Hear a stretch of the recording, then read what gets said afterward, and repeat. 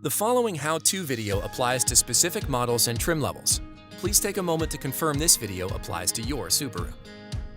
Your Subaru comes equipped with Android Auto and allows you to safely utilize certain Android features with your vehicle. Before using Android Auto with your Subaru, please ensure that you have updated your phone to the latest operating system and that you have updated all the apps you intend to use with Android Auto. Android Auto might not function correctly if one of the apps is outdated or having an issue. You can update your apps in the Google Play Store through your phone. Please make sure Hey Google is turned on in your Android settings. To connect your phone to your Subaru, you will need a USB-C cable.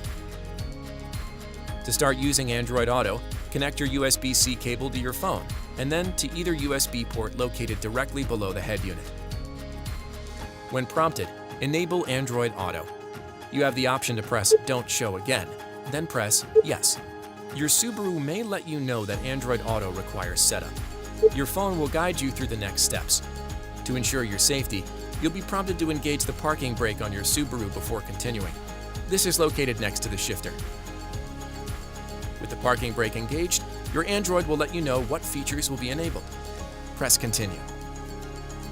You may get a prompt, Bluetooth connection required. Please follow the steps to connect your Android via Bluetooth to your Subaru to get the most from Android Auto. You can customize your Android Auto experience in the settings of your Android phone. Find and open the Android Auto app on your phone.